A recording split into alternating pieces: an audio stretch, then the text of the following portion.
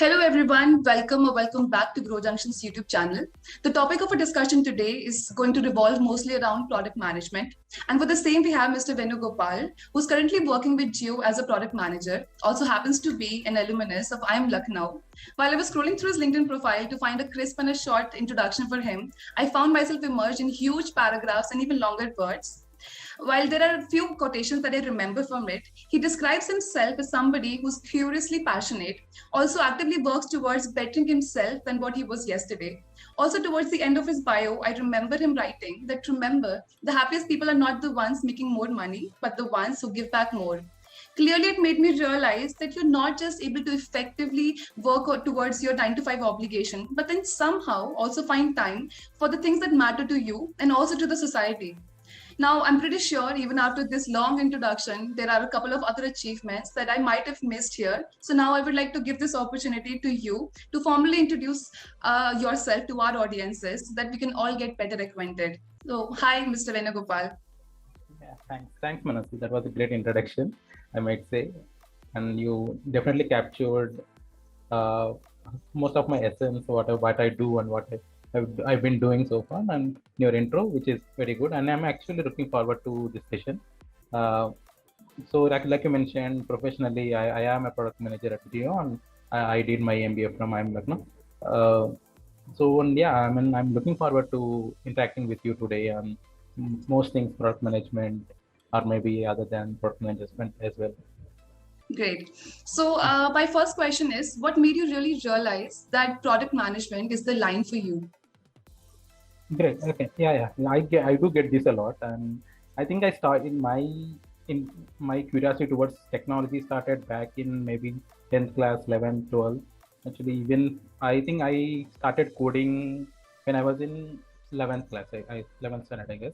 I think from that day, anything related to software, technology, digital products did interest me, and I've been keeping up with the trends, and even though I studied electronics engineering, but my heart was towards more related to software engineering.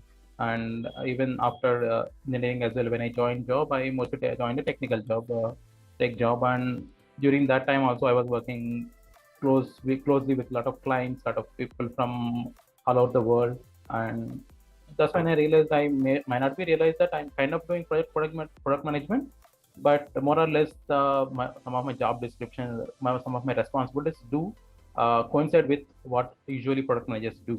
And when I went back to MBA from IIM Lucknow, and where I also gained some of the knowledge I do require to be successful in the management sector. Or to be a manager, you do need some certain qualities and skill set you do require that. So once I gained those, and I wanted to combine the lessons I learned from my management with my curiosity towards technology and software. So that's why I thought product management would be the great fit for me. True. And it I turned really out to like be. Nice. I really like that answer. And actually, my follow-up question is the same as you mentioned about gaining the right skill sets. So, what, in your opinion, for somebody entering or even thinking of entering into this domain, would be the right skill set for that person to gain?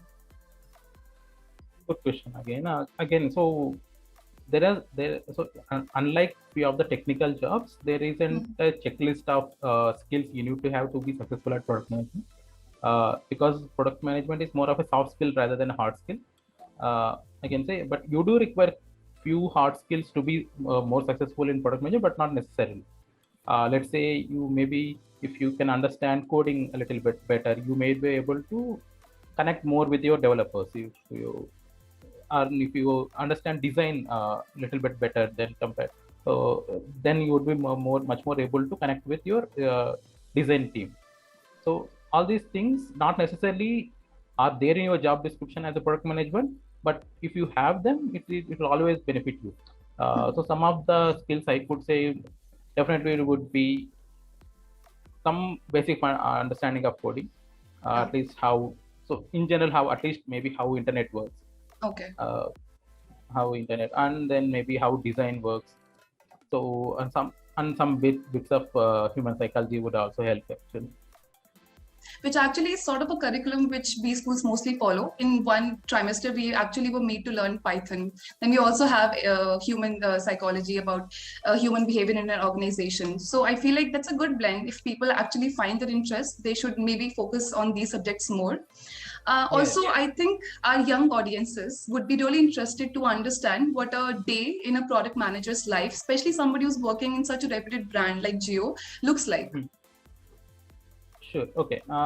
Again, every product manager in every team and every company does a different type of duties, and different job description is entirely different. Even though they, in essence, they do the same, but the daily activities do change a lot from team to team as well as from company to company.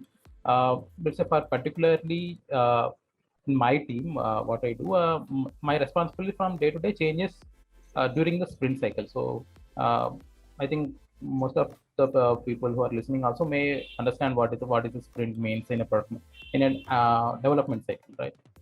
So all the tech development happens in sprints. So during the start of the sprint, I will have a certain responsibilities assigned to me, like scope description, or maybe defining the user stories, or maybe giving the walkthroughs to the development team. What kind of features will be building in this sprint, so that during the sprint will be execution. So tech developers would be executing it.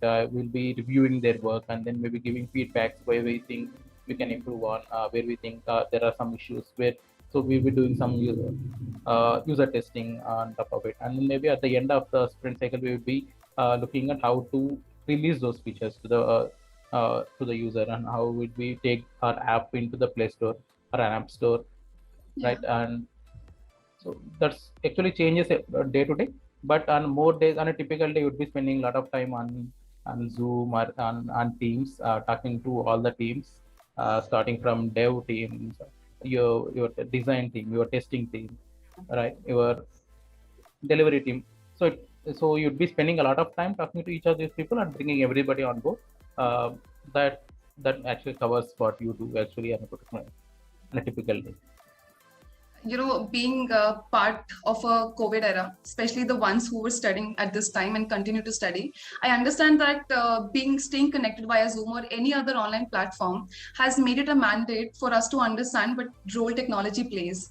At this point of time, when barely some of us had the opportunity to physically visit the campus, during this time, because we still have about 2 months for our colleges to resume, do you have any courses or certifications in mind for people to utilize this time rather effectively than waste it? Right. Actually, you do have a lot of material right now on internet regarding product management or regarding technology in general.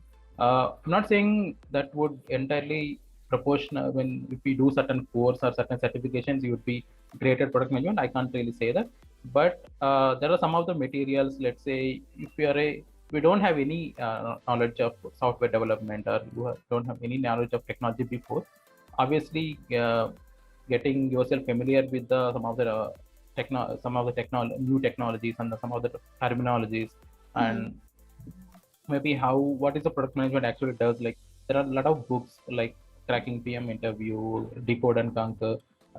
So some of the more advanced books would be Hook, Empower. So these are some of the books which you can refer, like Design of Everyday Things, which makes some of the basic books. You can do a light reading on it as well, because you can get yourself familiar with them. And maybe some of the certifications, not necessarily mandatory, but I would say good to have kind of certifications are like any design course, UI UX designing course, any basic course would do, and maybe a project management course, right? So these are some of the courses which may not be required for a product manager, but they do give you a sense of how the job would be, and maybe you would have certain baseline. At least you would have at least a baseline to start with. So basically, they add a good value. Also, you can utilize your time better. Correct. So great. I mean, reading the books which are in alignment to the job you want. Also reading online, offline, connecting with people who can help you, who are actually already in this job via LinkedIn and stuff.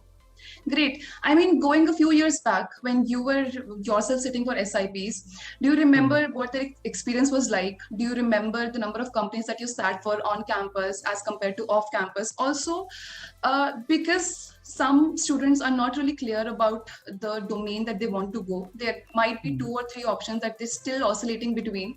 So did you also have this confusion in your mind? Were you also sitting for different domains and then pick the one that you found yourself most suitable for? Yes, absolutely. So summer placements within any MBA colleges are was hectic. Everybody agrees to that because a lot of it depends on random and a lot of it depends on luck. Yeah, Okay, true. so you so everybody recommends you to at least have. I mean, they do expect you to have a target domain, Yeah. but you always have to have a plan B and plan C. Okay. Because you can't really say, so let's say you want to be a product manager, but the amount of software internships available are very, very less compared to the other domains when it comes to summer placements. So then in that case, you definitely have to look at your option B and option C. So you need to be prepared for a couple of domains, that's for sure.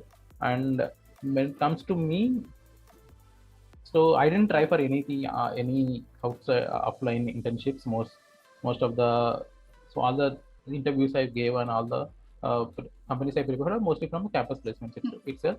And so I started with a few of the big names. I did prefer some consulting companies, but I didn't really got through the consulting companies interviews. But so towards the end of the summer placement, I got into a edtech company. Okay, and so and which I thought like more or less again they offered a business development role, but again since it was an edtech company and since it is a startup, it was a startup actually, and so obviously the responsibilities roles would be much more higher given to an intern compared to if you are joining a established company like let's say Amazon or Google. In your internship duties would be limited and you will be asked to deliver a certain task. That's it. But when if it's a startup and if it's a technology startup and in this case a tech, your responsibility would be more, and as well as your impact you create would be much more compared to what you do at a established company. So I thought, yeah, everything would work out. So and it did kind of work out. It did give me a lot of learning. Uh, Again, it was also once I joined, I got to know that maybe the roles and responsibilities in line with what I wanted to do either way. Great. I mean, So, I totally agree to that part that when you're working for a startup, the responsibilities are more. Also, the lines are very blurry. So it's not correct. just that you're restricted to one domain. You're actually doing a lot of things, and it actually develops you holistically. So I'm also grateful to be working for a startup because we're actually managing a lot of things than what we would have done for, as you mentioned, for an established company where we're just restricted to the domain that we applied for. So clearly, that's a good learning. Also, I remember moving to different question that while we were having a conversation, you actually come with 4 years of experience prior joining a B school, and also you mentioned that you were from a consulting background. So I wanted to understand whether this was a conscious shift, or were you bored with the job, or did you want to explore other avenues? What was the decision like?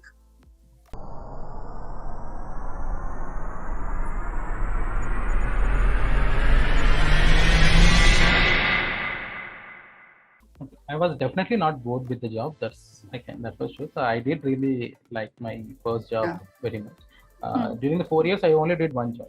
I was a SAP consultant. And it gave me a lot of exposure also. So because on a daily basis, I used to talk to clients from Europe, clients from America, clients from Australia on a daily basis. So it did give me a lot of learnings. And when you work with a lot of people from different industries and different areas, you do get to see a lot of exposure, what kind of work, their work culture, their how do they go about things. So you do get to learn all those things. But I believe maybe I thought I could see when I was doing the work, I could see how my career path would be, and so at a certain point of time, I was okay with that. But I think I don't know, somewhere along the line, I realized one day that maybe I can do better.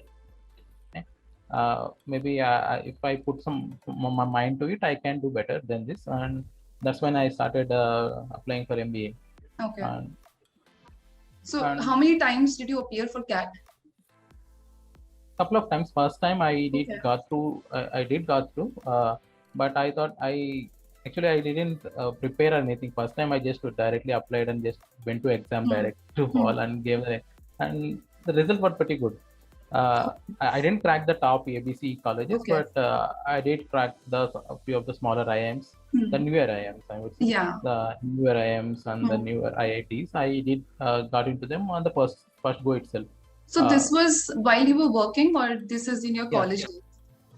No, I didn't to take any leave or any leave of absence to prepare for the exam or for appear for exam. I didn't do any of that.